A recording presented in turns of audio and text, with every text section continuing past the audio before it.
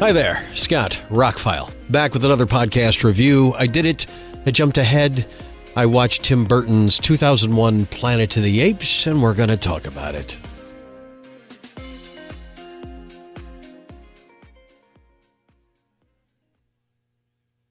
Let me start off by saying I probably owe Tim Burton a bit of an apology. I walked out of this movie kind of laughing at it. I really did not enjoy it 22 years ago when I saw it in the theater. So I pulled it out the other night. Sorry, there's been a lapse in podcast. I picked up a little bit of a summer cold, nothing bad, but I've had congestion, which you could probably still hear a little bit. I didn't want to record podcast forevermore that would have me with a stopped up nose, which I still have a little bit of one, but there you go. Anyway, for those that haven't watched it, they tried to get a Planet of the Apes reboot off the ground for years. James Cameron was attached to it. All sorts of big directors were attached to it. Big writers, big stars.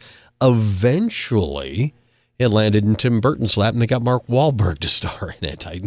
At the time, Mark Wahlberg was an up-and-coming star, and it made sense. He kind of fit the role, and I came back to it for the first time, and probably since I saw it in the theater on DVD. I don't own a Blu-ray copy of it until I bought this Planet of the Apes set during Amazon days, Prime days or whatever, and I'm kind of going through it slowly. And I really was planning to watch the older movies before I watched this, but I know the older movies very well, and I really didn't remember much of this. So what I remembered of it was kind of not, like what I said about the third Planet of the Apes of the new trilogy. I had thought it was all about Woody Harrelson, and he's really not in the movie that much. Well, I thought this was all about Mark Wahlberg, but really, this is Tim Roth's movie, and he was freaking amazing. So some of the good things about the movie. They went with practical makeup. There was a rumor that Fox was going to do CG, which they eventually did, and it turned out great. But in 2001, it would have been awful. So they went with prosthetic makeup, and the makeup is as good as the Academy Award-winning makeup from the original movies. They look fantastic. I think all the actors, there's a whole bunch of stars in this movie. Mark Wahlberg, Tim Roth, Helena Bonham Carter, Michael Clarke, Duncan, Chris Christopherson, Estella Warren, Paul Giamatti, and the list goes on and on and on. I think everybody was good in the movie. I think the costumes were great. I think most of the story was great. I was fine. I despised the ending at the time, and now that I know a little bit more about it, all right, the ending's okay, but we needed a little more connective tissue to make that happen in our heads, because at the end of the movie, it's just kind of abrupt, and I'll get to that. There will be spoilers at the end of this, but I'll wait till the end to discuss the end of the movie if you've never seen it. So this is a reboot of the whole Planet of the Apes original movie. It's kind of based on the original movie. It's kind of based on the original books, as we discussed in another Planet of the Apes review. The original books had the apes as modern, full of technology, driving cars, smoking cigarettes, living life like we do now. They opted not to do that for budgetary reasons and other reasons, and it turned out perfectly for those original movies.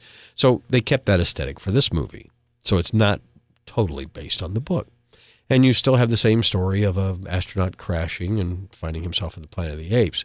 The difference is this is an alien planet, that he went through a wormhole into the other side of the universe, and it's not Earth. So that's the twist at the end. Not giving anything away. It's just they don't do the same twist, right? So the acting, the script isn't bad. It could probably have been trimmed a little bit, but overall, watching the movie, I'm going, it's not as bad as I remember. But there's some things that stick out that just keep it from greatness. That keep it from, well, even being really good. Like I said, the performances, I fault nobody in the movie. It's good. Everybody plays their roles under that makeup, and it can't be easy. All right, the problems I have with the movie, the biggest one is making the apes superpowered. They're almost like superheroes in the film. They throw people literally half a block away. They jump and fly through the air. Now, although on one aspect that's a little bit more realistic than the human-like apes we had in the original movies, but it's still a bit much for apes of that size. They're going to be pretty heavy, and flying through the air like they were, I don't know. It takes you out of it a little bit when they can do some superheroic things. Yes, they're supposed to be stronger than humans. They should be stronger than humans, but they're almost flying around in some of it. And I don't know. Tim Roth on wires is interesting, but the rumor is he rewrote a lot of the lines to make the character more menacing. He was fantastic. I thought he made the movie. He disappears into the role. I had just watched Reservoir Dogs and thought he disappeared in that. Completely different role. Wow. A little bit later in his career, too. What else doesn't work? The ending doesn't work. We'll get to that in a minute. Mark Wahlberg's fine. The story's fine. The other thing that really doesn't work, and this never works for me, movies that look like they're filmed on a soundstage. Even Ridley Scott's Legend looks like it was filmed on a stage. Looks like a stage play almost outside. Movies, I can't think of one epic movie that filmed most of its scenes on a soundstage. There's some, and these days a lot more with all the CG and the green screen and all they can do, especially with the TV shows. But so much of this movie was filmed in a studio, and it looks fantastic. It really does. They went, there's just not the same light in an in-studio shot. It's not in 2001. These days, they're doing it on the Star Wars TV shows and stuff like that. But you can tell.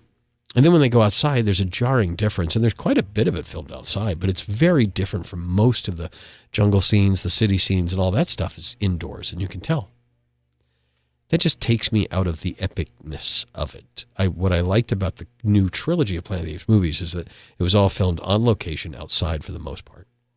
The third movie has a lot of stuff in that base, and a lot of that base was probably built on a soundstage. But there's a lot of outdoor scenes in all of those movies, and it makes it feel like it's real. This felt like it was a film shot on a soundstage, like a lot of those movies that are done that way do. That took me out of it. But when it goes outside, it looks great. And the soundstage stuff did look great. The light's not good enough. It doesn't look like real sunlight. It's just kind of dim, and it just doesn't look like they're outside. It looks like an indoor set. All in all, the movie was not a waste of time to watch. I think the ending kind of sabotages it because they don't set it up well. And I think there's just a handful of things that kind of take you out of it. But overall, it wasn't a horrible movie. It sits at like 44% on Rotten Tomatoes. It made 3.5 times its budget. It was a $100 million movie that made $360-something million. But although it made money, and Fox said they would make a sequel to it, the critical response and the public response was pretty bad, even though it made money. And so they decided not to make any more until 10 years later, they rebooted it with a new trilogy that's awesome, and we're getting a fourth one next year. So now we'll get to the spoilers. If you haven't seen it, stream it, see what you think. If you're a Tim Burton fan, you probably should see it because it's different than a lot of Tim Burton movies. But we'll get into the spoilers of the ending in 3, 2, 1. So at the very end of the movie, they wanted to have a twist, something big. And Mark Wahlberg gets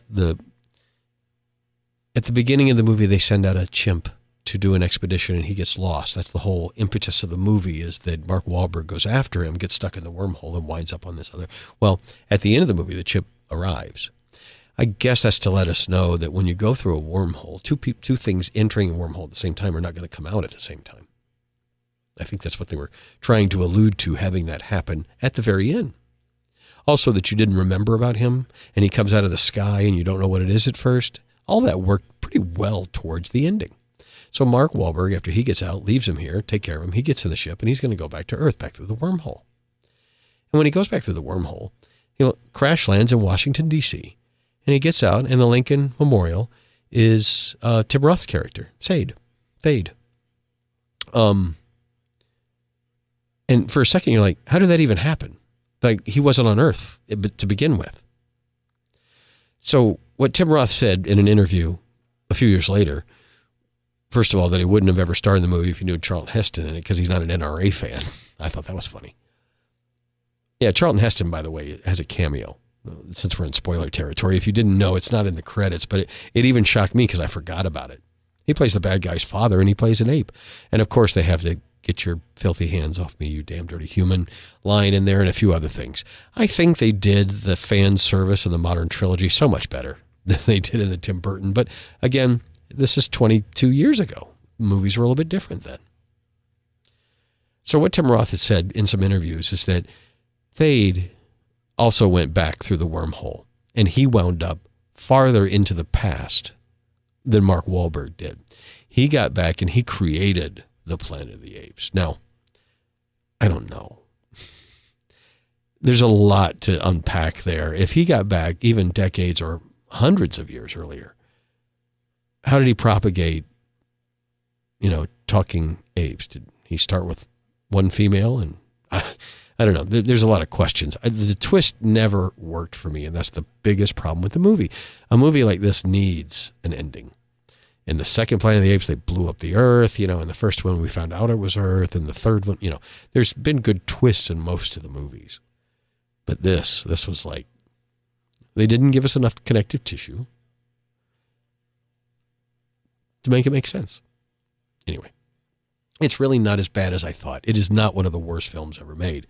It's just not a great movie. It's a misfire, but a lot of hard work went into it. The makeup, the special effects, the sound. It's worth watching if you're a movie fan to see all of that. But I would stick to the modern trilogy and the very first Planet of the Apes movies as the perfect quintessential Planet of the Apes movies to watch.